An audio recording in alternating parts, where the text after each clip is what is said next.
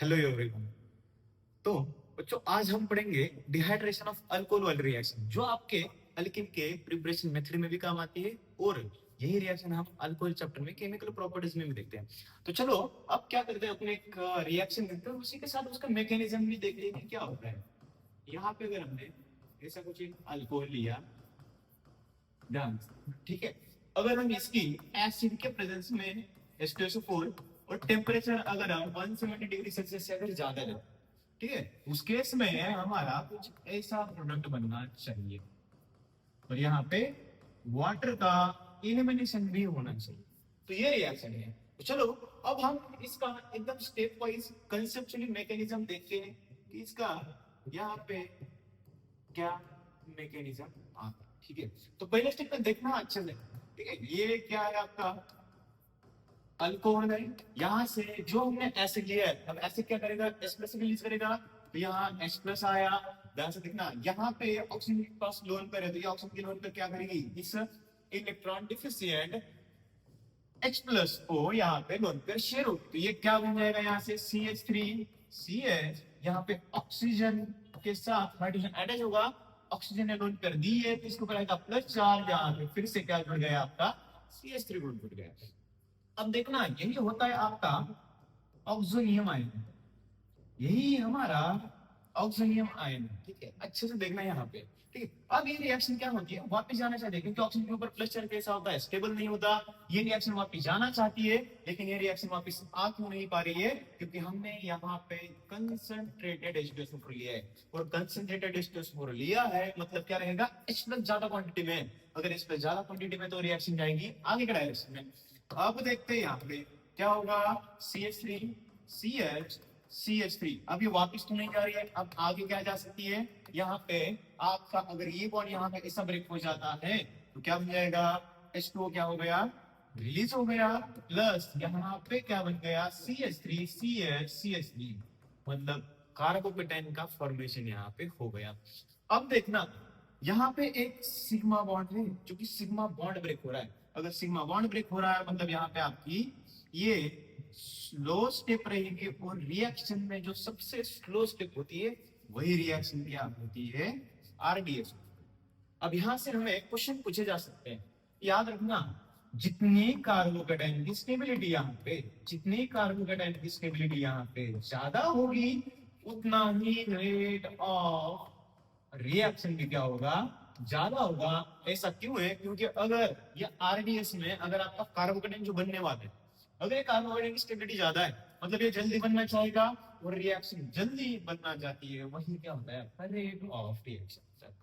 अब देखते हैं यहाँ पे क्या आया, कार्बोकेटाइन बन गया, देखना अच्छे से, यहाँ पे आपका कार्बोकेटाइन बन गया। अब ये CH2, ये CH प्लस CH3, इसके अल्फा अल्फा कार्बन क्या है, एक हाइड्रोजन है। अगर ये मैंने बॉन्ड यहाँ पे ब्रेक किया तो इसके जो दो इलेक्ट्रॉन्स थे वो क्या हो जाएंगे, यहाँ पे बॉन्ड मिल जाएगा, यहाँ से क्या मिल गया हमें, H प्लस बाहर मिल गया, और प्रोडक्ट क्या बन गया, CH2 डबल बॉन्ड CH3।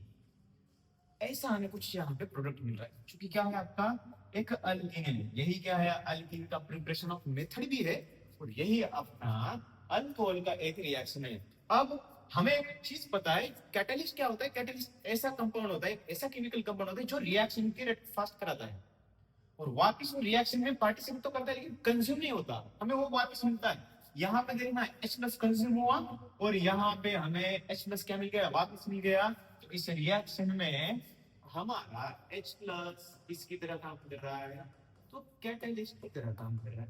ठीक है, तो यहाँ से हम चालू कर देते प्रॉपर्टीज पढ़ना, ये अपना H प्लस कैटलिस्ट की तरह काम कर रहा है। अगर यहाँ पे कार्बोकेटाइन क्लासिकल कार्बोकेटाइन बना है जो किसी एडजेसेंट एटम पे लोन पर नहीं है, अब हमें पता, हमने रिएक्शन मैकेनिज्म में देखा है, अगर कार्बोकेटाइन के एडजेसेंट कार्बन पे, अगर कार्बोकेटाइन के एडजेसेंट कार्बन पे अगर लोन पेयर नहीं होती है तो उस केस में क्लासिकल कार्बोकेटाइन होता है। तो कार्बोकेटाइन स्टेबिलिटी के लिए क्या कर सकता है, रीअरेंजमेंट कर सकता है। तो यहां से क्या होगा, कार्बोकेटाइन का रीअरेंजमेंट यहाँ पे क्या है, पॉसिबल है। यहां तक कुछ दिक्कत, चलो और देखते हैं।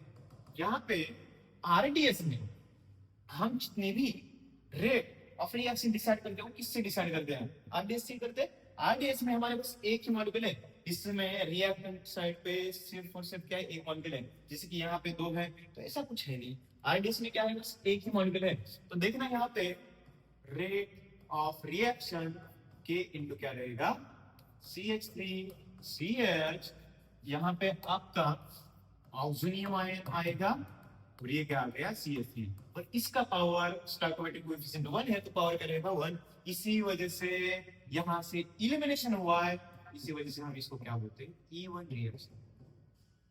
इलिमिनेशन वही क्या होता है, elimination first order reaction, first order reaction. कुछ दिक्कत इसमें, कुछ भी दिक्कत नहीं।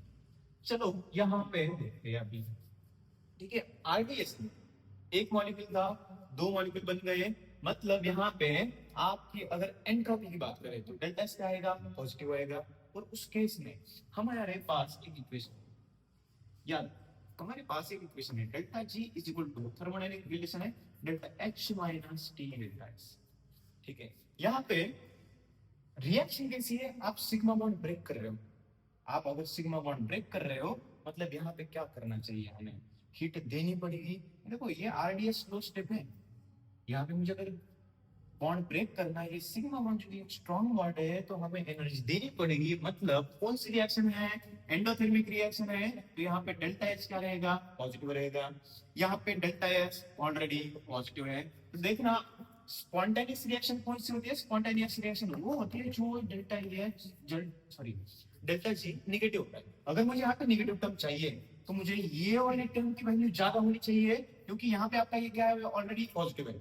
निगेटिव पॉजिटिव में भी पॉजिटिव भी हो सकता है, में भी नेगेटिव भी हो सकता है। अगर हमें टोटल वैल्यू नेगेटिव चाहिए, तो मुझे ये वाली टर्म ज्यादा करनी पड़ेगी। अब इस रिएक्शन में डेल्टा एच फिक्स है, डेल्टा एस भी फिक्स है, हम चेंज क्या कर सकते हैं, इन भाई सब चेंज कर सकते हैं।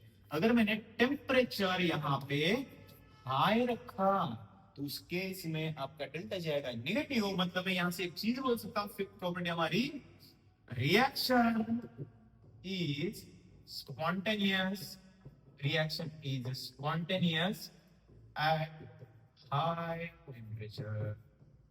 यहां तक कुछ दिक्कत, यहां तक हमें कुछ भी दिक्कत नहीं है, ठीक है। तो चलो और आगे देखते हैं। यहाँ पे सिक्स्थ प्रॉपर्टी, मुझे बताना अगर मैं एक ऐसा एग्जांपल देता हूं, ठीक है, ध्यान से देखना, CH3 CH OH CH2 CH3। देखो अच्छे से यहाँ पे देखना, अगर मैं यहाँ पे कंसंट्रेटेड H2S सुपर के साथ रिएक्शन कराऊं 170 डिग्री सेल्सियस से ज्यादा के टेम्परेचर में, तो मेरे पास अब यहाँ पे तो कार्बोकेटाइन बना दिया आपने, ठीक है, चलो कार्बोकेटाइन बना देते हैं, ये आपने कार्बोकेटाइन बना दिया। लेकिन यहाँ पे तो दो दो हाइड्रोजन है, ये वाला भी हाइड्रोजन है, ये वाला भी है। मुझे बताना यहाँ पे अपने पास क्या दो पॉसिबिलिटी हो रही है। अगर मैंने इस हाइड्रोजन को कंसिडर किया तो क्या मिल जाएगा, CH2 double bond CH CH2 CH, ठीक है। और इस केस में अगर मैंने इसको कंसिडर किया तो क्या मिलेगा, CH3 CH double bond CH CH3। तो हमारे पास यहाँ पे दो अल्केन्स मिल रहे हैं। तो ये वाला अल्केन देखना, हमने जो उसमें अल्केन की स्टेबिलिटी देखी है, यहाँ पे अल्केन की स्टेबिलिटी अल्फा हाइड्रोजन कितने हैं, दो अल्फा हाइड्रोजन से, यहाँ पे 6, ये वाला भी ये वाला भी, टोटल कितने 6 अल्फा हाइड्रोजन है।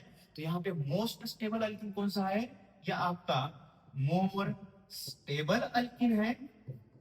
और ये वाला कैसा है अपना लेस स्टेबल अल्कीन। तो यहाँ पे हमारे पास अगर दो प्रोडक्ट बना रहे या दो प्रोडक्ट बन पा रहे, उस केस में हमें यहाँ पे डिस्टिंग्विश करना पड़ेगा, यहाँ पे हमें डिस्टिंग्विश करना पड़ेगा कि मेजर कौन सा है, माइनर कौन सा है। अब सिंपल सी बात है, जो मोर स्टेबल अल्कीन रहेगा वो क्या आएगा, मेजर प्रोडक्ट आएगा। ये वाला क्या रहेगा, यहाँ पे माइनर प्रोडक्ट रहेगा।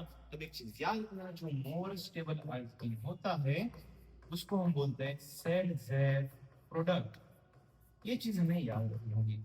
और जो लेस स्टेबल अल्कीन होता है वो होता है हॉफमैन अल्कीन। कुछ दिक्कत याद है, तो ये बहुत ज्यादा सिंपल सिंपल सारी चीजें इसमें कुछ ऐसा है। तो हमने अभी तो कौन सी प्रॉपर्टी देखी है, कार्बोकेटिक क्रिया हो सकती है यहाँ पे, यहाँ पर रेट ऑफ रिएक्शन देखा तो ऑर्डर फर्स्ट आया, इसी वजह से हम इसको elimination first order E one reaction बोलते हैं। हमने बहुत ज्यादा इंपॉर्टेंट पॉइंट देखा कि रिएक्शन स्पॉन्टेनियस है लेकिन कहाँ पे, हाई टेम्परेचर पे, इसलिए हमें 170 डिग्री सेल्सियस टेम्परेचर देना पड़ रहा है। यहाँ पे कैटेलिस्ट कौन सा है, तो H प्लस ही हमारा यहाँ पे कैटेलिस्ट है। यहाँ पे अपने पास दो प्रोडक्ट बन रहे हैं, एक मोर स्टेबल अल्कीन बन रहा है, मतलब किसी केस में अगर दो बन पा रहे हैं तो हमें वहां पे डिफरेंशिएट करना पड़ेगा। एक मोर स्टेबल आएगा, बाकी के सारे लेस आएंगे। तो मोर स्टेबल क्या रहेगा, आपका मेजर प्रोडक्ट रहेगा, उससे हम कौन सा प्रोडक्ट बोलते हैं, सेट जेड प्रोडक्ट बोलते हैं। और जो आपका लेस स्टेबल अल्कीन है वो होता है ऑफमन अल्कीन। ठीक है, तो कुछ दिक्कत इसमें, तो ऐसे बहुत सारे क्वेश्चन हम प्रैक्टिस कर लेंगे इसके ऊपर।